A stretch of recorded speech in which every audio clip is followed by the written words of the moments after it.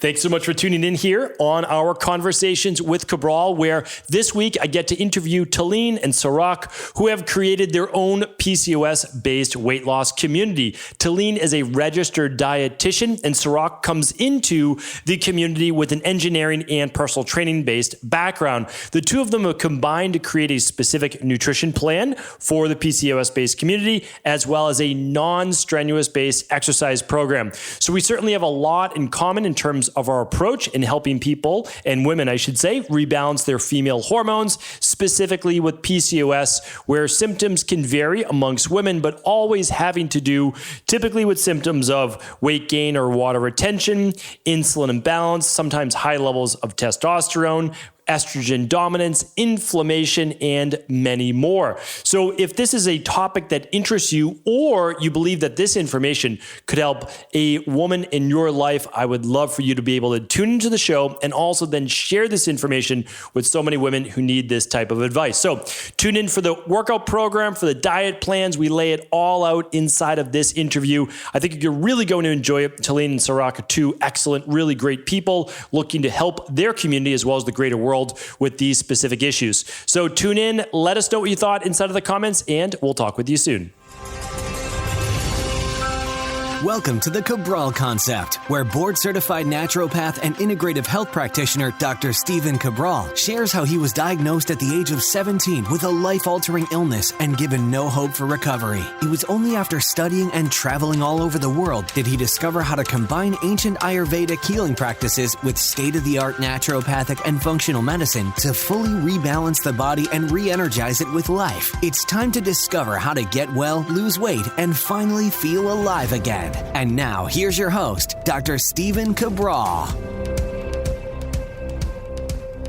Welcome back, everyone. We are here today on the Cabral Concept, our Conversations with Cabral. Really excited for today's show because we have two guest experts, not just one, but two, a PCOS registered dietitian, Tallene, and Sirak, a PCOS-based personal trainer. Excited to welcome you to the show. Thank you for joining me here today. Thank you for having us. Yes, thank you, doctor, for having us.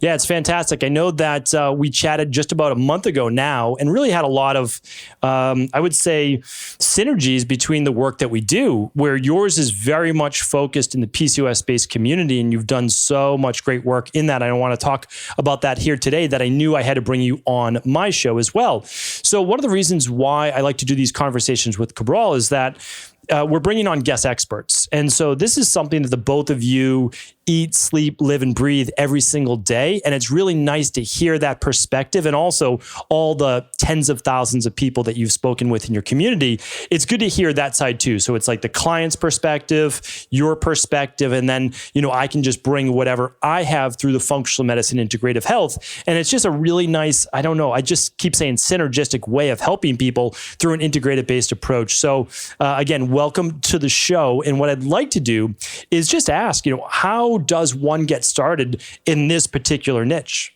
Mm-hmm.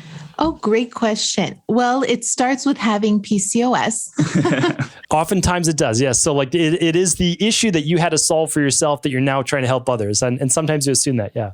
Yeah, that's exactly what happened. I was diagnosed after having an ovarian cyst. And then I went through something I later found out to be a typical process for women with PCOS, which was going to the gynecologist, being told I have PCOS, being told my only option was to take birth control, being told to lose weight, even though I was already trying really hard to lose weight. Yep. And I was actually lucky to have been diagnosed fairly quickly, because as it turns out, a lot of women aren't diagnosed for years, and they just go, living with their symptoms and pushing it under the rug and being told you're fine, until finally they're told they have PCOS, which is actually a relief for so many women because now they can do something about it. Yeah. Yeah, the diagnosis is almost that double-edged sword, right? It's like, okay, you get a diagnosis, but what does the diagnosis really mean in conventional medicine, right? It means, well, here's some pharmaceuticals that you could take, or surgery, or whatever it might be. What did your journey look like from there? Well, after I was told to take birth control and all of these things, I knew that I did go on birth control for a short period of time. And then finally I was like, what am I doing? What's even happening? I finally came off of it and I did research. I looked for naturopathic doctors. I tried to find natural solutions to it. And everyone kept telling me, all the naturopathic doctors kept telling me to go gluten and dairy free. And, it took a while to get used to that. And there were so many components to PCOS weight loss, and managing PCOS that it took several years to layer in the other things like working out. It wasn't until I met my husband, Sirak, my PCOS personal trainer, and he taught me how to work out for PCOS and to calm down with the crazy running and the kickboxing and just like bring my stress hormones down, lift weights slowly, taking, 1 minute rest in between. So there were so many different things that I learned for a period of 8 years, and it took time to develop them and learn them. And now we've combined them together, and now we're giving it in a package to everyone who has PCOS, basically packaged it up. Yeah. And speaking of the energy, me and Tallene met about 4 years ago. And in that time, in the last 4 years, we started working out together, developed a workout method that worked great for her. And talking about the synergy too, is that, we're husband and wife, and that is really what motivates us every day when we wake up. Like the first thing we do is we hop on the computers, start answering people's questions, start doing Instagram lives. And just like you, Dr. Cabral, Tallene's past experience with her illness has given her the motivation, determination to spread the awareness. And me, of course, being her husband, I'm here as a supporter, but now as an advocate, it goes both ways. Yeah. That's great to hear. And that's the funny thing. People always ask me like, well, how are you able to, record a podcast or do this or whatever it might be every day? And the reason is, it's not like I have to do it. I get to do it. Like that. Right. It's just a different mentality where I survived something you weren't supposed to. I came out the other side. And if I can now teach that and actually that this is my career, well, it's pretty amazing. And so I want to do more of it. And I'm sure, the both of you feel the same way because, Sirak, you're a partner in this where you're not dealing with or had to deal with PCOS yourself. However, you can empathize, knowing Tallene for 4+ years and being able to empathize with all the women in this community and able to help them. So I think it's a great partnership right there in work and of course in life. Yeah. Yeah. I'm so lucky that I met someone who's already a health nut, starting from the first date, he was like gluten and dairy free. Let's do it. He was like totally on board. So you weren't Sirak, you were not gluten and dairy free before you met Tallene? I wasn't completely gluten dairy free, but I was very up into the, I read a lot of information from Dr. Rhonda Patrick, as well as like a lot of other podcasts at that time where I was really into like these new diet and lifestyle changes that was, getting down to the root cause of like inflammation and other illnesses. And I was basically like morphing into like a health nut right before I met her. So it was like perfect timing. Yeah. You were eating gluten-free bread. I'll give you that. That's true. That's good. Well, I want to get to the exercise program in just a moment, but let's stick with the nutrition just for a second here. And the reason is that, it's funny that you went to multiple naturopathic doctors or natural health practitioners and they said, go gluten-free, go dairy-free. And again, whether you do food sensitivity testing or not, it's such a great place to start because of the damage that those two protein molecules do, which is typically casein, as well as gliadin or gluten itself, to the intestinal lining and just the inflammation that they can cause. So what was, because I was there myself, and again, this is many years ago, saying go gluten-free in the mid 90s to late 90s is very strange because there weren't a lot of choices. And everyone looked at you like you were very strange. I feel it's like a little bit more normal. But how was it for you? How did you make the transition? And when did you start seeing results just from the diet changes? So I started seeing results within the first 30 days for sure. I had terrible cystic acne. I was very moody. I felt puffy. I just felt inflamed. It was hard to define to people except naturopathic doctors who truly understood what I meant when I said that. Yeah. And what happens was I went gluten and dairy free, and it helped so much with reducing inflammation. I can jump into like the zonulin and all of the things, but yes. It helped so much with reducing inflammation, that I saw my skin clear up and my mood get better within the first 30 days. And then it was difficult to continue because I was in college, but I still tried really hard and I wasn't perfect at it, especially for the first year, but I never stopped trying, which was really important for this lifestyle change, because every time I had an experience, every time I ate out and I accidentally had gluten, or maybe I didn't pack my lunch and I had no choice to eat something that had gluten in it. Every time that happened, I learned from it and I tried to create a lifestyle out of it for next time so that that doesn't keep happening. And then eventually it was something I got used to, and it's just, I don't even think about it anymore. I don't feel bad about it when I see it. If I'm somewhere, I plan ahead so I'm not hungry. If I'm going to something where there's cocktails and cheese and crackers, I know like I'm not going to walk in starving. Yeah. And I remember you told me like when you were doing the process of going gluten dairy free, anytime you would revert back to gluten, you would feel immediate like bloating or like these side effects. And like over time, when you feel those side effects hit you, it's a mechanism that kind of like prevents you from going to gluten now, because in the back of your head, like it's going to make me feel bloated. I'm not going to feel right. Like I don't really want it anymore. And like over a period of time, that feeling, it just makes you not want to have it, and it becomes a lot easier. Yeah. Not to mention my ovarian cysts disappeared. After 6 months of doing this, I went back to the doctor's office and they weren't there anymore. And she was like, "You're ovulating.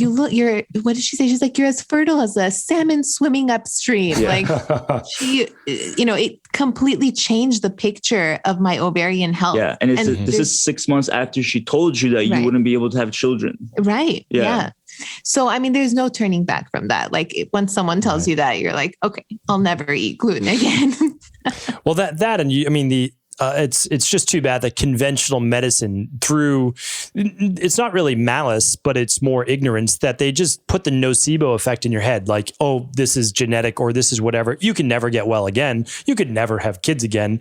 I mean, it's a terrible thing to put people's head, because then they look at the medical doctor as the top of the hierarchy, the end all, the be all. And they say, well, if my medical doctor said this, then it must be true. When we have to understand is like, they're doing the best they can with the knowledge that they have. But there's a whole other world that they're just not privy to, which is the nutrition, the exercise, all the de-stress protocol things that we speak about. So that's amazing that you had results that quickly, and also that you feel it, which is more of an IgE or IgA based reaction when you eat those foods. When I have gluten, there's honestly no reaction, but the problem is I have it a couple times, a few days in a row. I have that IgG reaction and I never get the bloating. I don't get typically acne, but I will begin to get joint pain and I will be able to get some fatigue. And so it hits people in different ways, and yet it's the same food. So our bodies can react differently, to these things. Whereas if I have dairy, okay, I could get some mucus production, within a few hours or so, maybe a little phlegm. But at the same time, again, no big issues except those next couple days where then I actually might get some acne or something. So yours are more immediate. You feel it. You say, you know what, this just isn't worth it. And I think that's a very common story. It's just eventually nobody's perfect when you first start these diets, like no matter what. And so I don't want anybody to think that they need to be. But as you just saw, Tallene, from your story, it's like you eventually get there though. And it's not that big a deal. Like it's really not. It's really not. I mean, after a year of struggling with trying to figure out how to go gluten and dairy free and change my lifestyle, eventually when I did it for at least 6 months really well, that's when I had the ultrasound, and that's when I saw such good results. And just that inflammation that I feel after eating it. Yes, sometimes I choose to eat a little bit of cheese, because whatever reason, every so often. But if I consistently eat it, things that I don't see will start happening. Ovarian cysts, I don't know what else. Like I don't want to be ignorant to my own body or what's the word, where you're just ignoring it and like in denial that not anything's going to happen. Yeah. You're like, oh, acne, whatever. Well, beneath the acne, there's something else, you know? That's right. Yeah. And it's eventually it just becomes not worth it, you know, in my opinion. So, but just as you said, you do get to a point eventually where your body's rebalanced that you're allowed to have it every once in a while, and it's not going to cause those bigger detrimental effects for most people. Now, again, someone like celiac, they should probably stay away from gluten permanently, but they can still get their body well enough where if they went out to dinner and there was still some gluten in it, for many of those people with celiac, they're still going to be okay. They don't want to purposely go out of their way, but you know, they'll be okay without having a much larger reaction. So there's always that light at the end of the tunnel, and that's amazing that you were able to see that. What else did you do nutritionally? Or was it mainly the gluten and dairy before we kind of move on to the exercise portion too, which I'm excited to chat about? Well, I definitely reduced my sugar intake and my carb intake. But what I mean by that is I didn't completely remove carbs from my diet, because I was told, like, you have to be on a low carb diet. You have Keto. to eat, really few calories, and, you know, cut calories and move more. And it was just like, I was running 5 miles a day. I was eating 1,000 calories. I was exhausted. None of these things were working. And now I finally have some type of balance with this. And I know how many grams of carbs I can eat in a day and feel good eating and feel like I'm maintaining my weight. I feel satisfied and healthy, you know, and I'm not completely reducing it to where I'm starving. And then also calories, like I never counted calories. I mean, after the 1,000-calorie diet I did, I stopped counting calories, and I can feel how hungry and full I am, because actually gluten impacted, and studies show that gluten impacts your hunger and fullness hormones. So, you know, you're 50% less sensitive to the leptin hormone that tells you how full you are. So when I was eating gluten, that leptin sensitivity was reduced and I was hungrier. I felt hungry all the time, not to mention how insulin resistant I was from eating a lot of carbs or eating sugar or a lot of fruit, like just, you know, snacking on fruit a lot without pairing it with proteins and things like that. My blood sugar was out of control. And so, it was just a mess. I had to get all of that to a level where my body was happy again. That's exactly on point. Meaning you could be eating 800 calories a day, 1,000 calories a day, but still have wildly dysregulated blood sugar. Right. And so even on the low calorie, dysregulated blood sugar is still going to affect all the different symptoms around PCOS. And you know what we should do is, I know we're already 15 minutes into our conversation, but we really do want to talk about PCOS, the specific symptoms that many people feel, and then we'll continue to go through a lot of the underlying root causes. But let's have the both of you go through many of the symptoms that women will be feeling. Of course, I'll add it to the intro as well. But from your perspective and all the different members in your community, because not every woman experiences PCOS-based symptoms the same exact way. So please take us through some of the most common ones. Yeah, sure. So, well, just to start off, to be diagnosed with PCOS, you would have 2 out of the 3 criteria according to the Rotterdam criteria. They are ovarian cysts, irregular periods, and hyperandrogenism, which is elevated male hormones. So if you have 2 out of 3, it's likely that you have PCOS. But other symptoms, Tallene, I'll let you take that part. Some of the symptoms include brain fog, fatigue, constant, like feeling like when you wake up, you can just go right back to sleep again in the mornings. But other than that, you know, there's cystic acne, hair loss, facial hair, bloating, irregular periods, weight gain uncontrollably, moodiness. Good Lord, the list. Yeah, like infertility.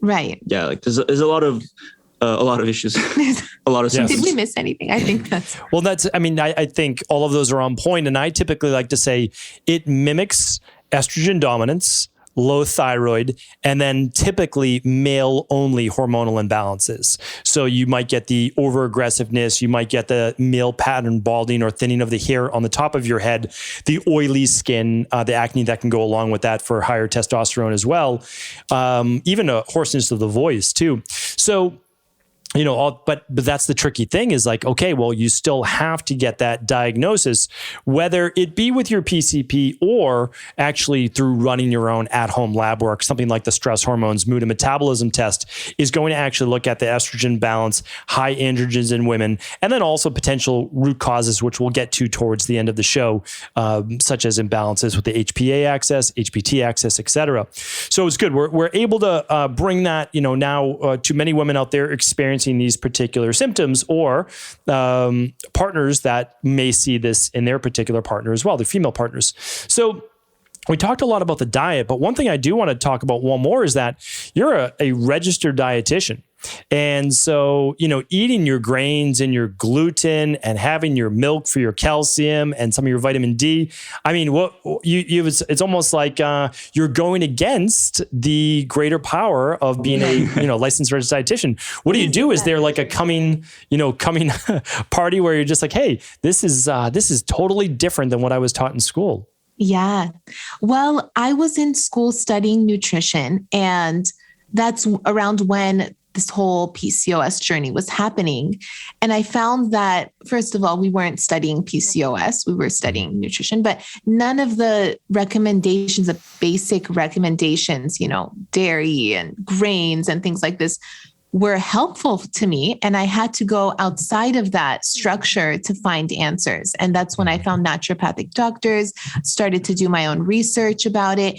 And I kind of combined the practices of a dietitian in terms of coaching and the science that I've learned while I studied to become a dietitian. I've combined it with what I learned from naturopathic doctors and my own journey with PCOS. And so our approach is a different angle to PCOS, and it uses the latest research and information. And I think you would probably agree, doctors, like sometimes the textbooks are outdated and they don't get updated as often as they should. Yeah. For example, the standard American diet, AKA the SAD diet, although it's been upgraded a little bit in the last few years, it focused way too much on grains, in my opinion, and less on proteins and healthy fats. So that's something that I believe it's going to get updated over time, but someone has to push that agenda to make sure it gets updated. And we can't just sit around and let people suffer and wait for the textbooks to change, because there's research out there, there's books out there, there's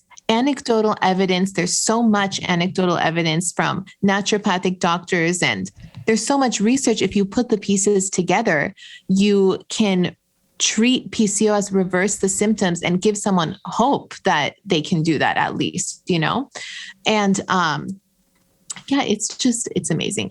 People with PCOS have inflammation, insulin resistance, high stress hormones, and going gluten and dairy free can help mitigate some of these issues. If you're sensitive to gluten and dairy, and you want to know if you're sensitive to gluten and dairy, or else all the other things that you're doing are going to be to no avail, because you're constantly eating gluten and dairy and re-triggering these issues for yourself.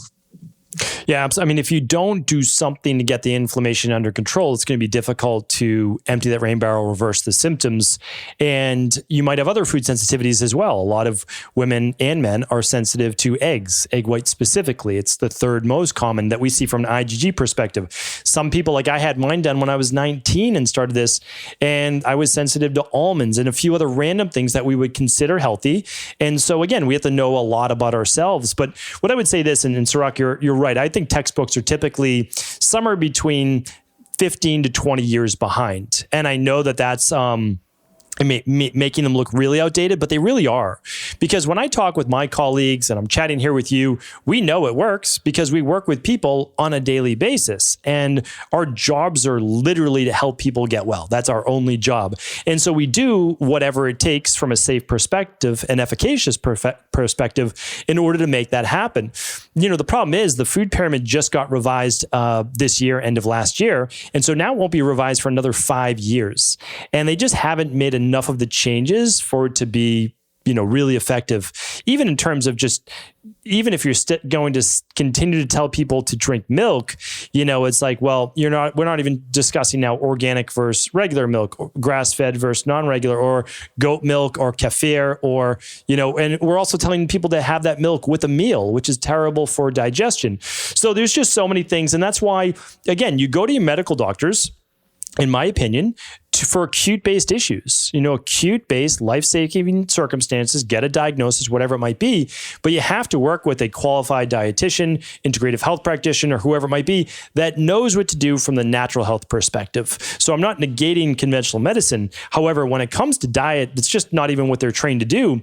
And the nice thing is, as a dietitian, registered dietitian, you get to choose how to practice once you do graduate. So, most of our EcoLife team are registered dietitians. That's their training. However, they had to be retrained it's for more of the modern-based techniques. And that's also customizing it for an individual. And I'm sure that you've seen that, of course, now in your practice as well. Right. We have to keep up to date. We have to keep up to date with research, what's going on in the community, what's happening, what's working and what's not working. We can't just close our eyes and be very hypersensitive. Like, look into the research, look who's funding some of the research. Like, you got to really read into the studies, make sure like the groups used are reflective of your age and sex and not maybe like a different, like, for example, there's a lot of research studies that say a certain diet is good, but when you look at the research study, it's composed of mainly men. So it maybe doesn't apply directly to women or vice versa. And just being aware of those things, being hypersensitive to the information put out there and doing your own research and talking to experts to really find out what works for you. Right. Absolutely. And the fact that most studies are done over 6 weeks or 12 weeks, they're not giving you a lot of long-term data. All of that's important to look at. But the thing is, I also say, what are the majority, and I know you can't go by that because I think that there's a lot out there that is kind of trendy. But when you look at it as, okay, these people have all been in practice for, let's say, 20 years, 30 years, whatever it might be.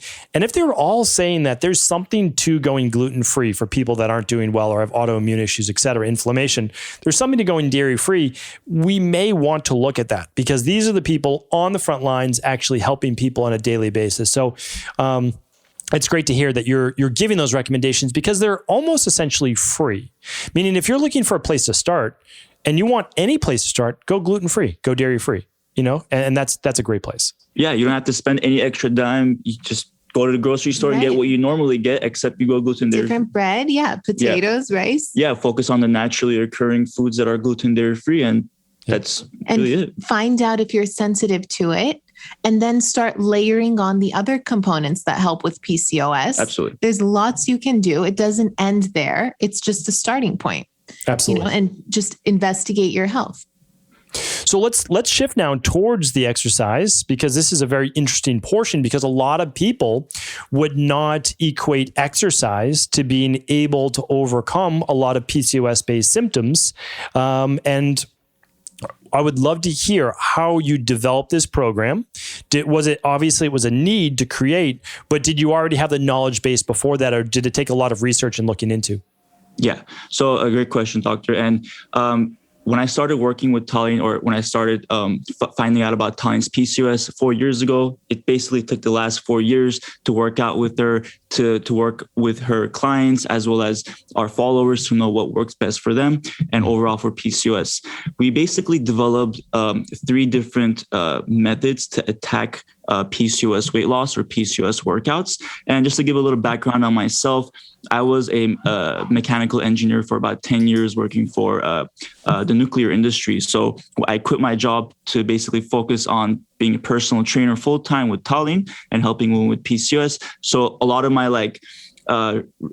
history and my method is based on data and just really being efficient and just that engineering mentality.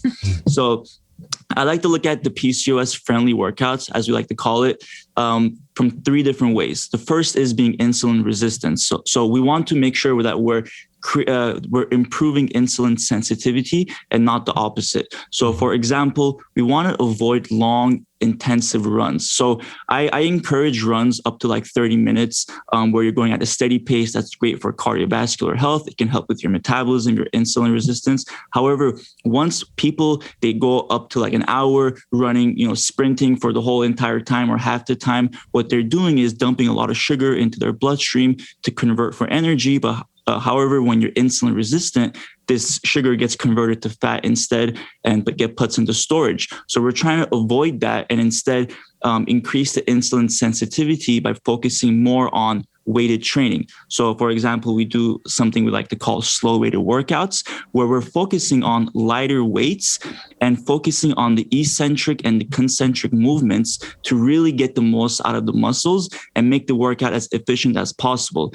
As you know, like I know you have a background in personal training as well. When you're really slowing down the eccentric and the concentric movements of the exercises, you get so much more from the weights. So we don't recommend using like 25, 30, 35 pound dumbbells. We're talking about like 5, 10, 15 pound dumbbells to really get the most out of the muscles. And as we're doing this, we're developing lean muscle, which comes down to my second point is improving metabolism. So many women with PCOS have a metabolic dysfunction where the metabolism is a lot lower than where it should be. So we want to improve this and get it back to where it should be by improving lean muscle mass. Now, research has shown that when you improve lean muscle mass, you'll improve metabolism permanently as long as you keep that muscle mass. So by doing this, we're improving the metabolism as well as improving the insulin resistance because that will improve the insulin sensitivity because it will help to pick up the sugars in the bloodstream. Now, the last point is cortisol. So many women with PCOS also have cortisol dysfunction. They're not able to regulate their cortisol levels from morning to the evening. As you know, when you wake up in the morning, you should have high cortisol. And as you get closer to the evening, that cortisol should come down and the melatonin should go back up. Now, when women with PCOS do intense workouts, it spikes his cortisol levels, which is normal. You know, this is the adrenaline rush. It's meant to give you an energy boost. It's meant to help you complete your workout. Because if you look back at our ancestors, you know, when they were running away from a tiger, that adrenaline rush helped them get away. It helped them survive. But unfortunately, in these days, for women with PCOS, it doesn't help them as much as it should. Instead, it kind of hurts them because it creates that cortisol dysfunction or it continues it. So we're trying to prevent the spike in cortisol as much as possible by focusing on less intense workouts, you know, running 30 minutes and focusing more on the slow weighted workouts, as I mentioned. That's great. Yeah, it looks like, I mean, again, if I'm not mistaken, you want to get all the benefits of exercise without spiking the stress hormones. Because all of those things then set up the stress hormone cascade, like you just said, of breaking down your own liver glycogen or muscle tissue, whatever it might be, for that faster fuel source. So as long as you're moving your body, but not feeling too much strain and pushing the anaerobic thresholds, then you're able to get those benefits. Absolutely. Yeah. And like when people focus too much on running, I think most people they don't realize that they're losing both fat and muscle. They're basically just slimming down evenly. But when you focus a bit more on strength training as well, you're going to be building muscle, getting rid of fat, looking more toned, looking more developed, which is, I think, improving insulin resistance. Yeah. Which is ultimately the point, is healing the metabolic dysfunction that's happening with PCOS, whether it's the insulin resistance, cortisol dysregulation, inflammation. Everything you do should be targeting this: your exercise, your diet, your lifestyle. Yeah. Absolutely. I definitely wasn't when I was running 5 miles a day.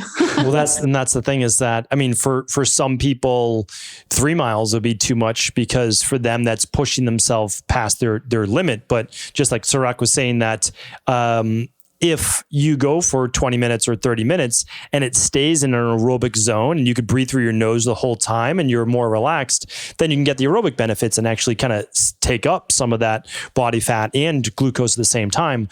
I think do you have a time limit to your workouts? Do you do like 30 minutes, 40 minutes? What's yours? Yeah, it's usually like the weighted training workouts is usually from 30 to 45 minutes. Yeah. Yeah. It's the same with us. And after that 45 minutes, you're typically getting too higher level of cortisol, you get the precipitous drop in the sex hormones, and it's not necessarily good for your body. Plus, I don't know how many days a week you have your training program, but for us, we try to shoot for more days than not. So it's better to get every other day or 4 days a week than it is to try to do 2 big workouts a week. Yeah, we go similar like 3 to 4 times a week. And you don't want to make the workout like a chore or something that's like, oh man, now I got to go work out for an hour. Like you want it to be something efficient, 30, 45 minutes. You want to enjoy this thing. Like you want to go into it feeling like, all right, I'm gonna go work out. I'm gonna turn on music or a podcast. I'm gonna turn on the Cabral concept. I'm just gonna get a good workout in, you know? Yes. You should feel good afterwards. Yeah. Yes. Yeah. I totally agree. I mean, that's the thing. At some point, a lot of us move out of our early 20s, mid 20s, and we're like, this has to be about health, because there's no way I'm going to be able to sustain this for the next 60 years if it's not about my health. And the nice thing is, if you didn't want to do your workouts and you know that it's just, well, you can do it in 30 minutes and it's going to be about getting to your end goal, which might be overcoming PCOS, then it's like, okay, there's a reason why I'm doing this beyond just changing my body. Yes, you may want to do that, but you also don't want to deal with the other symptoms that this can help with. And the big thing is that women also start losing bone mass after the age of 27. So you might as well start using those weights, not just aerobic-based cardio, in order to stave off a lot of the issues that will come 30 years from now. Yeah. Right. And one of my biggest recommendations, even if you don't have PCOS, is to focus on leg workouts like squats, lunges, any of those kinds of leg workouts, because there's research pointing to like mortality rates with leg strength, because as you get older, it becomes harder to get up from your chair. Like imagine like our grandmas, like you see them always sitting down because they just can't get up. And when you can't get up, you walk less, you do less movements, you're basically moving a lot less, causing you to be more sedentary and causing all the health issues to basically progress faster. So focus on leg strength if that's one thing to take away from workouts if you don't have PCOS, and just make sure you're always able to get up from your chair easily. Yeah, I think that's really interesting too, because I haven't seen that particular study, but it makes sense. I mean, if 60% of your muscle mass is between the top of your hip and your kneecap, and your femur's that largest bone right there in your body where a lot of that bone could come from, it makes a lot of sense. And hip fractures. How many people that are older fall, break their hip, end up going into a rehab center, and then essentially never leave from assisted living. So it's the tough though. The tough thing is no one ever sees themselves in that position when they're in their 20s, 30s, or even 40s. But doing that work now keeps that off in the future. So for now, focus on things that you do want, knowing that it's going to help with those benefits in the future. So that's really nice. You combine the nutrition, you combine the exercise with that as part of your program and protocol. What else have you found to be quite helpful in your protocols? Lifestyle changes that target stress are super important. I used to work throughout the night before I got married. And I'm on my computer. I didn't have blue light glasses, protective glasses. I was gluten and dairy free and working out. I thought that was enough, but it was really contributing to my sleep habits and my stress levels. I was high functioning with anxiety. I had no idea I had some type of problem, or higher stress hormones. And I'm sure we'll mention this when we discuss lab kits later, but you really just don't realize what's happening because you get used to your symptoms, your body. You function with that high anxiety because it feels normal. And also it really helped with your circadian rhythm, because I think you focus more on that at some point, is to improve your circadian rhythm, your sleeping cycle, to help with the energy levels the next day. Right. Yeah. Making sure that I'm not staring at screens before going to bed. Yeah. Making sure that I'm having a relaxing night routine, reading a book, winding down, things like this. And also not eating after dinner for me is really important, because doing at least a 12-hour fast until I eat breakfast is something that I've noticed helps with my metabolism. Yeah. And I'm always thinking of like how to keep my metabolism strong, because PCOS can just tear that down, Yeah. And just to add on to what else besides diet and exercise is, supplementing will really help too. Right. And I think in our opinion, Tallene would agree, is like the number one most important thing is like diet, nutrition. Second is probably exercise. And third is supplementing that, because you can't just focus only on supplements, because it won't give you the full benefits. It only gives you the full benefits when you combine that with diet and lifestyle and exercise. So, supplementing to help with insulin resistance, for example, like inositol supplements have been shown to really help with insulin resistance. Taking CBD can really help with lowering inflammation. Those are the two main types of PCOS. So can really help with a lot of symptoms. So just focusing on the supplements to help with your direct needs. Mm-hmm. Yeah, absolutely. And I mean, that's the thing is, they always say you can't out exercise a bad diet. Oh, it's 100% true. And even with supplements, even though you could fortify a lot of your deficiencies, the problem is, I know I've made this analogy with you before. But again, if you have that rowboat with holes in it, you're going to just keep bailing out with those supplements. You're going to need to take more and more. And eventually there's only so much curcumin or anti-inflammatories that you can take that are going to help with that. It's just not going to work. So I agree. I mean, there's a hierarchy to everything. In my de-stress protocol, it's diet and exercise first, even though I didn't mean it. It's not meant to be in order. I do believe that for most people with almost any condition, you really need to focus on the nutrition first, the exercise second, and the exercise for many people could just be movement. I mean, it can literally be the average person does like 3,500 steps a day. Well, it could be getting to 4,500 steps. It could be working your way up. And although I think we can agree that it's not the only things, because then there's an upper limit to those things. Because I mean, how often can you exercise? Well, eventually there's a tipping point and then it becomes not good for you. And again, with nutrition, you can get overly focused so that it becomes almost too stressful focusing on your diet. And so you have to kind of give yourself a leeway. So it's like, okay, what can we do? Oh, circadian rhythm. All right, we can get to bed by 10. We can get up around 6. We can do a 12 to 14 hour or so intermittent fast. So there is all those other lifestyle factors that I like, because then it means I don't need to be perfect on my diet, or I can miss a day of exercise every once in a while and the symptoms don't come right back. So I want to get your take on that, but I'd also love to hear what are some things that you found to not be effective, because I'm sure you've read a lot, researched a lot. So what have you found for you at least, or your community have not really been effective in terms of PCOS? Yeah. Well, there's a lot of conventional things that, if you just Google PCOS, they'll come up and they're ineffective, which is cutting calories, and focusing on your lowering your calorie intake, and working out more. Yeah, I mean, it sounds crazy, but we've had followers and patients tell us that their doctor told them to go on like a 1,200 calorie diet. Oh, 700, 800. Or 700, or like a 1 meal a day kind of diets, like the OMAD diet, I think it's called, 1 meal a day.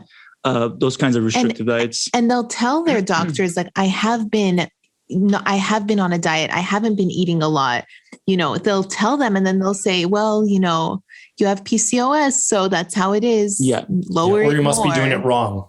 You're doing it wrong. Yeah. It's all your fault. And one very common suggestion out there for women with PCOS is a keto diet, which, it can help immediately for some women with PCOS because you lower your carbs drastically, and it can help with controlling the insulin resistance. But it's not something that we see as a sustainable approach for a long period of time, because with PCOS, it's not like you're going to do keto and then after, I don't know, a year, you're cured and you never have to worry about it again. No, like you have to do whatever you choose for the rest of your life in order to keep your symptoms in remission. Mm-hmm. So it's like, can you do keto for the rest of your life? Well, one, there's no research to show if it's healthy for you for your whole life. Mm-hmm. Two is that it's not really sustainable because no one wants to eat less than 30, 40 carbs a day for the rest of it. Like you can't have pizza, burgers, anything like that. It's also stressful. Yeah. And we have to manage our cortisol dysregulation. We have to reduce stress. And by working out more and cutting calories, we're just creating more stress and making the PCOS worse. And then for some reason, we're being blamed for our symptoms and not trying hard enough. And most of these suggestions are like focused on perfection instead of consistency. Like with our approach and with your approach, it's focused on being consistent with your diet, with your lifestyle. Whereas a lot of these restrictive diets that are suggested, they're all about being perfect all the time, which is like no one's perfect all the time. Yeah. 100%. And we use a low carb diet for our fat velocity program, for what you would consider a PCOS based program. We do the functional medicine detox for the first 21 days, but it has an upper limit. I mean, it's basically this J curve, right? So it's like you start here. Oh, okay. All these symptoms are going away. And then, you stay in it long enough, they come all the way back and worse than they were before. And one of the reasons is that you do get all of the different benefits in the beginning until that chronic stress on your body actually becomes too great. So I think that there's a time and a place for sure for it. But I can tell you from lab testing that if you give especially women, not men as much, and we could talk about biological reasons as to why this may happen, but 3 to 4 weeks, 6 weeks seems to be the upper limit for many women. Then all of a sudden they begin to go lower thyroid. And again, lower thyroid is just going to mimic a lot of these same symptoms of PCOS and actually make them worse. And one thing that keeps coming up, and if our listeners are catching on to this, and I'm sure they are, we keep going back to stress. If I could give one root cause, as to why these types of symptoms can come up, of course, you have the genetic factor for it, but then it's the stress in nutrition, the stress in exercise, the stress in daily life, the stress in the gut that may be causing a lot of the insulin resistance, the higher testosterone, the estrogen dominance, the lower thyroid, and then we get these PCOS-based symptoms. That I think that's something that we have to look at. So anything that causes long-term stress in the body, which is a low-carb diet and exercising, or a low-carb diet and just being stressed, ultimately will be detrimental. Mm-hmm. Yeah, exactly. But as you said, Tallene, you're going to find the right amount of carbs that work for you.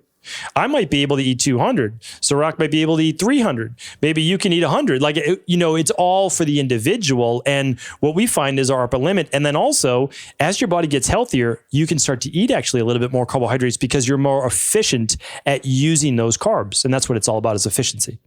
Right. And improving your metabolism and making all of these steps that work for your body as an individual instead of following just whatever you find on Google. It's good to try things. It's good to experiment and see if it will work for you.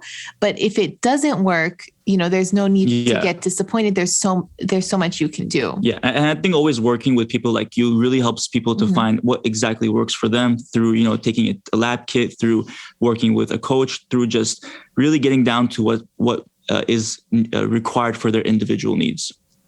Absolutely. At some point, people do get frustrated. They say, okay, I got some results with this. I got some results with this. I seem to be doing a little bit better, but I'm not there yet. And so, I see the timeline. I see people's timeline typically before they come to do lab testing, a lot of things, they've probably been at it for a couple of years, to be honest. I wish I could say just 6 months, but it's not 6 months. It's usually years. And many practitioners, many different diet plans. So I totally get it. And the reason is that someone's like, oh, well, this works for PCOS. It worked for me. You should do this. And then this person says, oh, you should do this.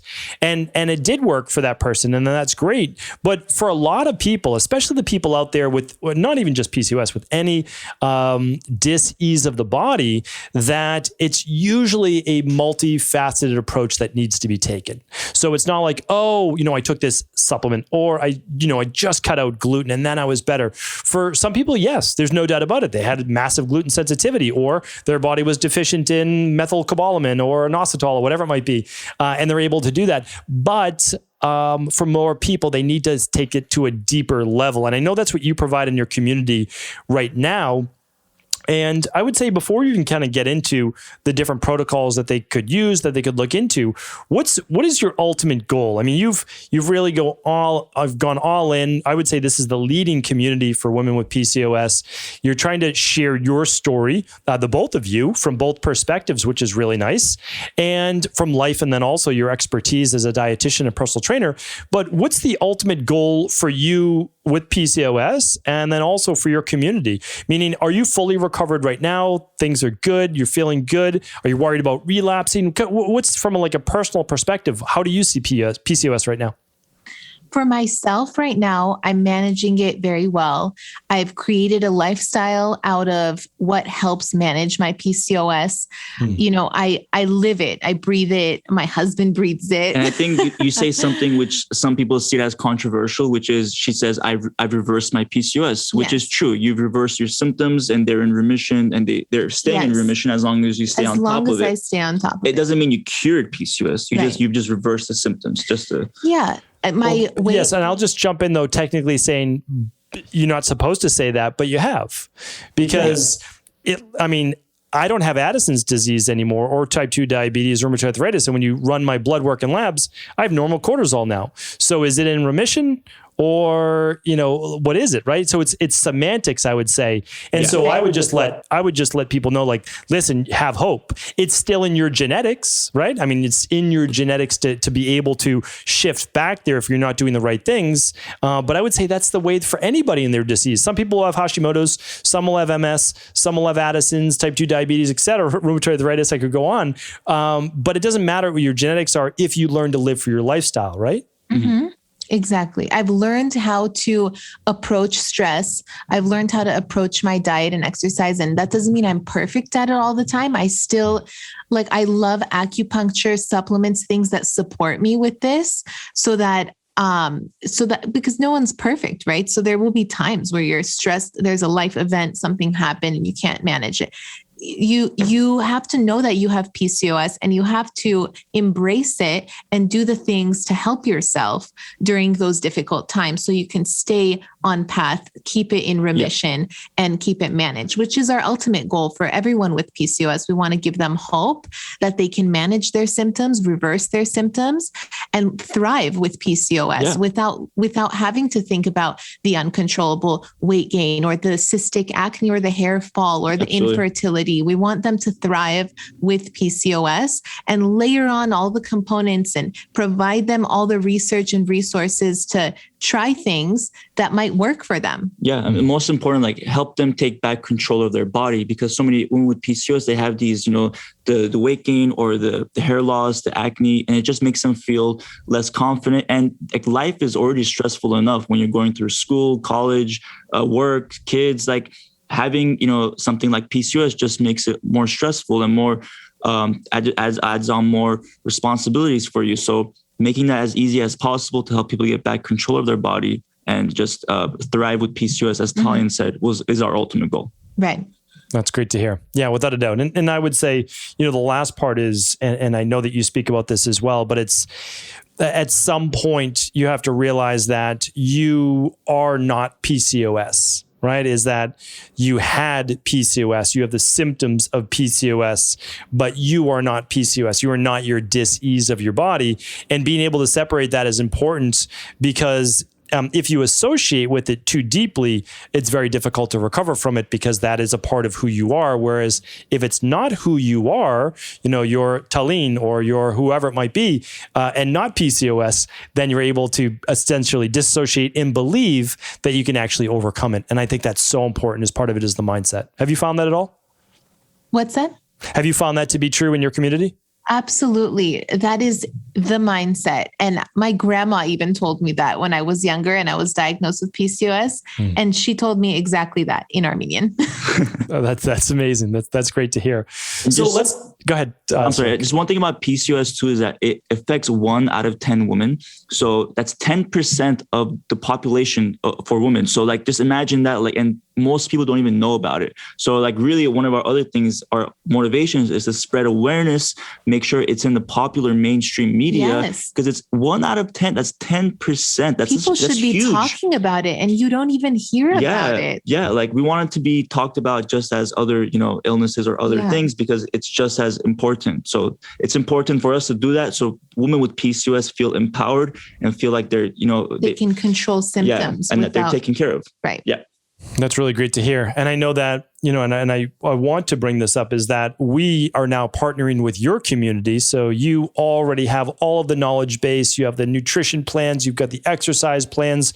You have the community, the support system.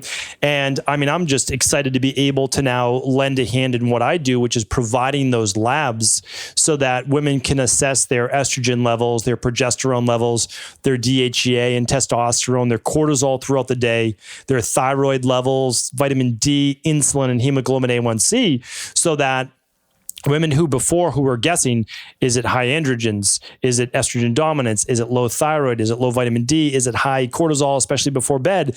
That we can take the guesswork out of that. So I'm really looking forward to being able to help so many thousand women with this, and then being able to then have the support community that you have and have the programs and everything that they can do along with that. So this is pretty exciting. I'd love to hear more about how, I'm offering and trying to provide my support from the labs, but really how are you integrating this into your community? We are presenting this to our community. We always talk about discovering the root causes of your PCOS in order to manage your PCOS and lose weight. And we talk about symptoms and what they might be signs of. There are 4 main types of PCOS: inflammation, insulin resistance, adrenal fatigue, and hypothyroidism, thyroid issues. And so we talk about the signs and symptoms of each, but basically you're guessing, and you don't want to guess, you want to test. And I hear you say this all the time. It's so true. You want to test and know what types of PCOS you have, whether it's 1, 2, 3. I had 3, and you want to know what they are so you can do the things that will help with that, and to see if that's helping. Test again, see how the levels have reduced. And one of the pain points for our followers is that they can never get the test that they want. Like, for example, they go to the doctor and the doctor doesn't either. One, they don't respect their request. They think that, they don't need to have this tested. And then the person leaves the doctor's office feeling less confident and feeling like they didn't get the care they want and they didn't get ultimately what they wanted. So we want to really take that process out of people's journeys and instead make it super simple and easy. You can just order this lab kit that will help you find the root causes of your PCOS. And one of the great things that we're collaborating and doing is a 30-minute coaching call. So once they get the results, they can call the phone number, and for 30 minutes, they can speak with a health coach to talk about the results and how they can move forward. For example, supplements or diet and lifestyle changes. And ultimately, that's really important in everyone's PCOS journey. And it takes unfortunately, multiple years until people do this part because of, the difficulties of getting the results, or just because you don't want to spend money or you don't want to spend time, you just keep on guessing. Right. And the conventional ranges that our doctors typically look at can overlook issues that we may have. So when when patients are speaking with your health coaches, they're understanding the functional ranges of their labs, which are more specific. And that's so important because you'll really understand if you're a little bit insulin resistant. If you're a lot insulin resistant, you can still have PCOS symptoms. And you don't want that to be overlooked just because you were a little bit below the conventional number. And, it didn't count as insulin resistance. Yeah. Yeah, exactly. And I mean, that is the goal of what we're trying to do, is to be able to open source these labs. Because, if you come in with PCOS-based symptoms or even a PCOS diagnosis, they're not always going to run your cortisol levels. And they're certainly not going to run them for the day because they don't have that ability to. You'd have to sit in the doctor's office all day and have that run, which I actually had done before for an ACTH stim test, but that's only if you get this specific diagnosis. And it's still quite annoying that you have to spend pretty much your day there. But doctors are not going to see the relationship between the adrenals and PCOS. And so they're not going to look into those specific types of tests, which is why I just believe that being able to open source these labs to your community and my community as well is going to enable people to, just like you said, take back control of their health, of their body, and realize that they're not making this up, that it's not all in their head. That, oh yes, they do have, maybe they're not a 55, 56 for testosterone, but maybe, like you said, they're a 51. So they're at the high end of the range, and that's causing symptoms for them, because normal for them might be a 35. It might be a 25. And so for them, that's going to feel certainly much higher. And then, as you go through the different types of PCOS that you just named, it could be multiple. So you might be dealing with an adrenal and a hypothyroid, a lower thyroid-based issue. So, we see these things all the time in our practice. And the nice thing is, one, it's a sense of relief when you see those numbers and something is off. You're like, yeah, I wasn't making this up. It's not all in my head. But the second is, now it's like, okay, and now there's a protocol, there's a plan that I can implement in order to be able to recover from this. So I think there's two great parts to that. One is the relief, and the second part is, okay, now let's get to work, right? Because your symptoms don't go away on their own. You do need to implement the plans, but the nice thing is the plans have been, proven to work, and they just need to be tweaked and customized a little bit for you, because everyone's an individual. Yeah. Right. And we had several messages yesterday saying about the lab kit, this is going to change the world. And that's a big thanks to you as well, doctor, because if it wasn't for you, we wouldn't have been able to do this collaboration, because we've always wanted to do something like this, but we couldn't find the proper, high quality lab kits that would do the functional ranges, as you stated, because it's so important to capture those. And we were so happy to be collaborating with you, to be working with a doctor who has this very high quality lab kits and does the research to really help people. So this collaboration, and as that person said, is going to change the world, help people really get down to their root causes way faster, and make a big change. I appreciate that. I mean, that is why, I do what I do. And same with my team. We have a very large team that's able to implement this, many with their own health story as well of why, they're actually here today and doing this type of work. And the thing is, we are using independent labs. So it's not like they're equal life labs. We have to sign off for them because a doctor has to sign off in your labs. But people can do these right at home. And it's simple. It's honestly as simple as doing a saliva sample and a few drops of blood that you would do using a glucometer to test your blood sugar anyways. And so these are things, again, that anybody can implement.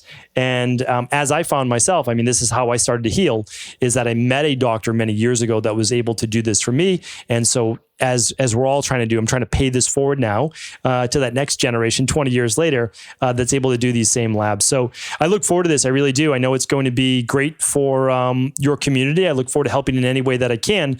And just one more add-on to all the excellent work that you're doing already. So if people want to find the lab or just kind of look it over, they can go to equa.life/PCOS and they'll be able to see that right there. I'd love to do just a couple takeaways here. Anything that I did not mention in terms of what you're doing right now for the PCOS based world and community, or takeaways that you'd like to share with anyone right now suffering from PCOS? Mm-hmm. A takeaway. Oh, I see what you're saying. Okay. Sorry. I got a little confused, but so sisters, if you're out there and if you've been diagnosed and you don't know where to go, we just want you to know that you can reverse your symptoms, that you can manage your PCOS, and you don't have to feel like you're never going to have control of your body. So we're here for you. Dr. Cabral is here for you to help you find the root causes of your PCOS and help you heal naturally. And Tanya, I'll let you. I'm here for you. I have PCOS myself. I'm living proof that you can manage it and thrive with PCOS. There's thousands of sisters who are living proof. Yeah. Exactly. Yeah. They're all living proof that they can thrive and manage. And thank God for social media, because I can't believe how many women have been helped up until this point, and how many messages we get from people who have changed their lives just by going on Instagram and trying something new, and not giving up and just layering on all the different components to managing PCOS. Absolutely. Yeah. That is the great thing about social media is, I have a little love-hate relationship with it.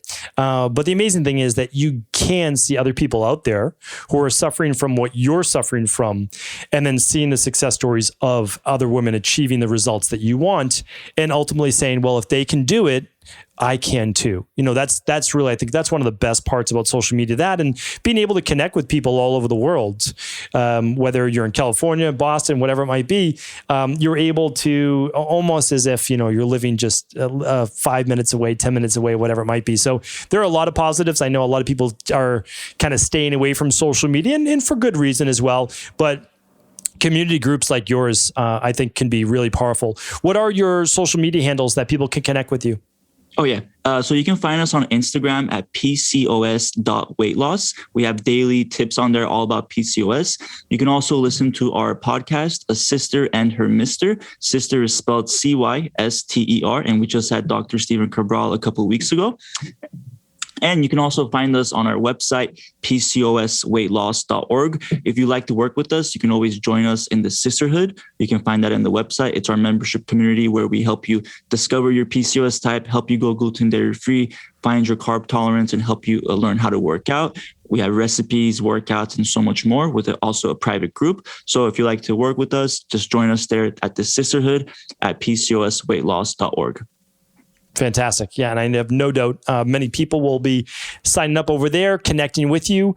And any last words of wisdom for the audience? I know we're going to be able to put a lot in the show notes here today, so we'll link that up. We'll link up the podcast that I did over with you as well. We'll link up the PCOS-based lab. But any other last words for our community?